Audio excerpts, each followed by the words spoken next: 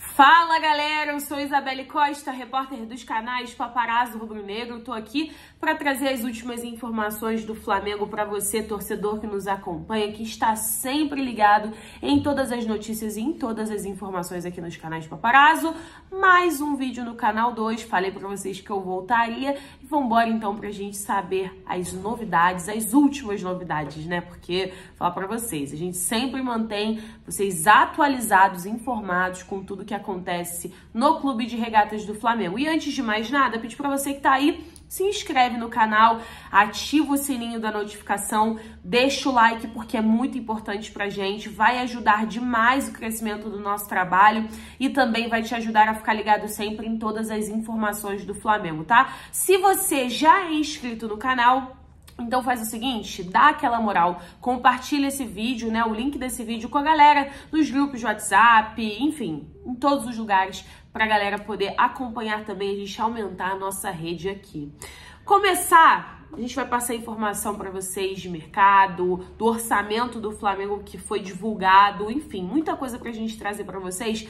Mas antes, eu preciso começar esse vídeo falando da zoação que o Flamengo fez com o Vasco hoje nas redes sociais. Flamengo aproveitou o patrocínio do ABC da Construção, que patrocina a equipe, né?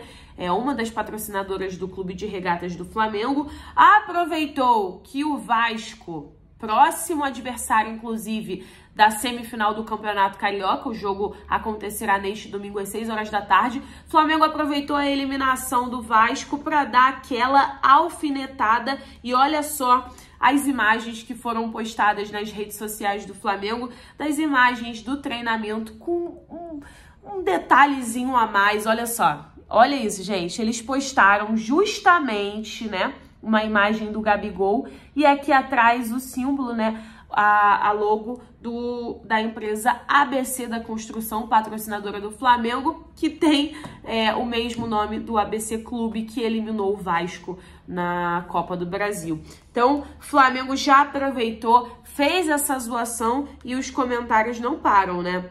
Depois, aí até os torcedores do Vasco comentando, depois diz que não tem rival no Rio, aí a torcedora Galvão, daquela questão, né, do sentiu. Enfim, é normal, essa é a zoação. Semana retrasada, quando o Flamengo perdeu pro Vasco, os torcedores do Vasco colocaram, né, brincadeiras, zoações também nas redes sociais e é normal, galera. Isso faz parte do futebol e eu adorei. Muito bom, parabéns à comunicação do Flamengo por essa brincadeira, né? Essas imagens e também parabéns ao fotógrafo. Não sei qual foi o fotógrafo, se foi o Marcelo Cortes ou o Gilvani Souza, que são os fotógrafos oficiais do Flamengo, mas dois profissionais excelentes. Parabéns à comunicação que fez essa brincadeirinha muito boa e oportuna, já que o Flamengo enfrenta o Vasco no próximo domingo. Vou falar para vocês, eu estou animadíssima para esse confronto, para esse clássico que promete. Bom, vamos lá. Flamengo divulgou a previsão de arrecadação para 2023, superando novamente a marca de R$1 bilhão. R$1 bilhão de orçamento, torcedor. Olha isso que o Flamengo se tornou. A expectativa, porém, é menor do que no ano passado. Vou explicar para vocês, então, o que aconteceu. O clube publicou no site oficial o orçamento para a temporada com previsão de 1 bilhão. Esse número é 158 milhões, são 158 milhões de reais a menos do que o que aconteceu, né, do que estava previsto no orçamento de 2022 e que realmente aconteceu. A explicação é levar menos em consideração ao valor de premiações. O rubro-negro apenas projeta terminar o Campeonato Brasileiro pelo menos em segundo lugar e chegar às semifinais nas Copas Libertadores e do Brasil. A previsão de arrecadação com prêmios, né, com premiações, caiu de 242,2 milhões em 2022 para 118 milhões em 2023. Então, uma queda brusca, né, se a gente comparar. Na Supercopa, Recopa e Mundial, competições que já perdeu, o clube diz apenas que considerou as participações nos torneios, então não estava contando com valores nessas competições. Vendas de jogadores, os números também mostram a redução pela metade dos valores em transferências de jogadores. O Flamengo coloca como meta 61 milhões de reais. Esse número, porém, já dobrou se a gente parar para pensar que a venda do João Gomes bateu isso, o dobro, né?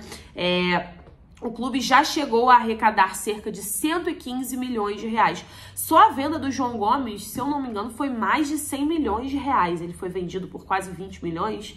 Vou até confirmar direitinho, né? Já tem um tempinho, então a gente acaba esquecendo os valores certinhos. Mas esse número, a venda do João Gomes dobrou esse valor de arrecadação que o Flamengo pretendia, né? E os principais números, direitos de transmissão, o Flamengo tem aí projetado para arrecadar 272 milhões de reais, premiações, né, 118, como já falamos, Match Day, 211 milhões, comercial, 295 milhões de reais, social, amador e outras, 48 milhões, transferências de jogador, 61 milhões, e o endividamento líquido do clube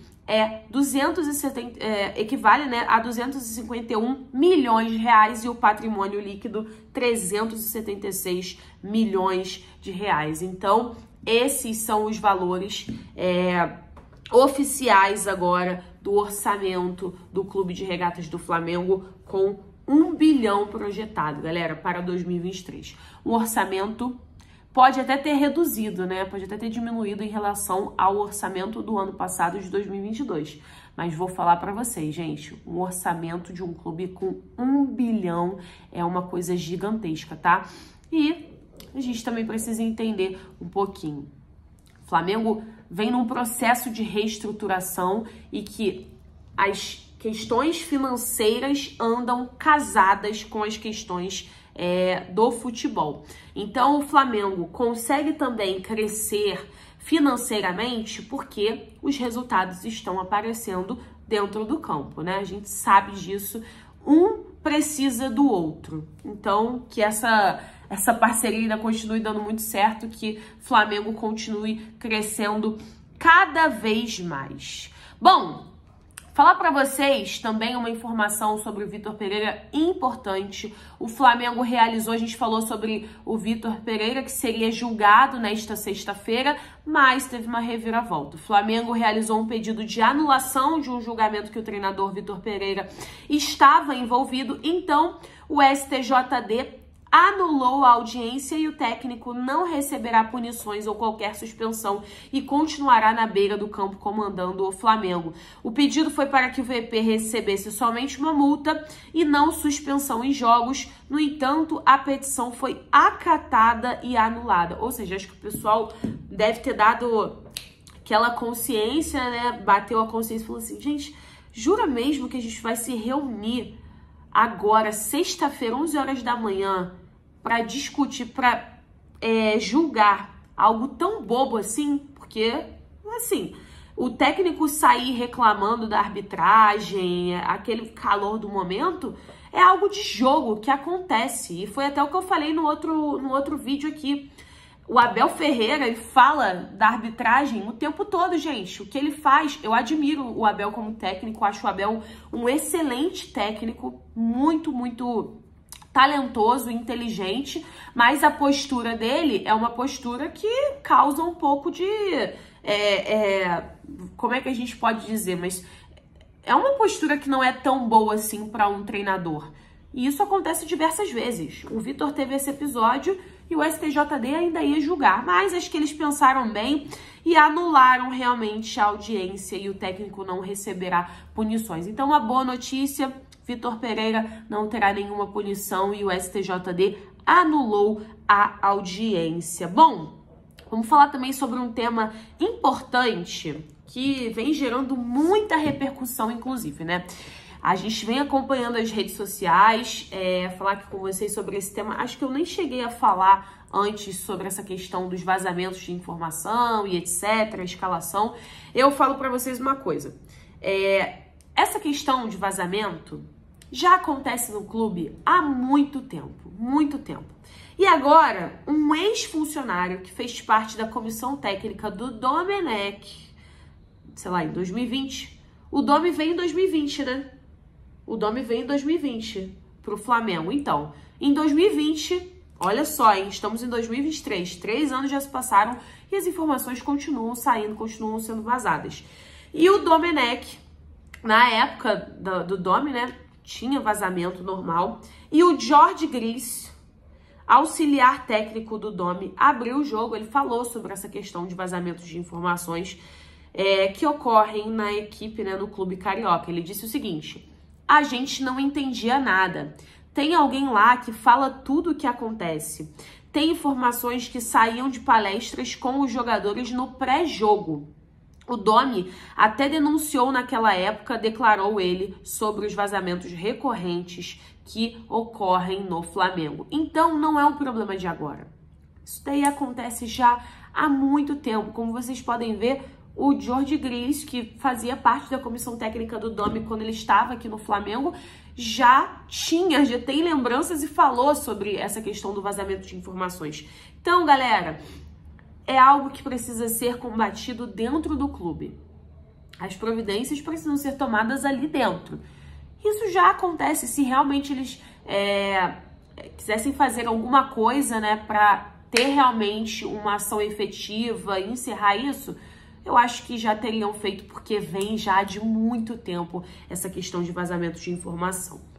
Fala para vocês também, Mauro César falou sobre a possibilidade de volta do Jorge Jesus. Eita, gente, peraí. Não, fala não, meu filho. O Mauro César falou sobre uma possibilidade de retorno, né, do Jorge Jesus ao Flamengo. A gente está acompanhando. O Vitor Pereira, ele vem balançando bastante no cargo.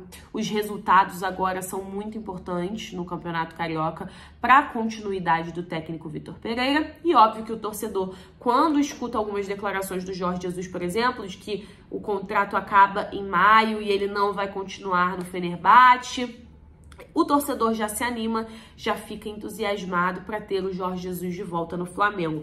Mas o Mauro César trouxe uma opinião sobre uma possibilidade de retorno do Mister. No podcast Posse de Bola desta sexta-feira, o jornalista destacou a queda do técnico português desde a sua saída do Flamengo consolidada no início de 2020.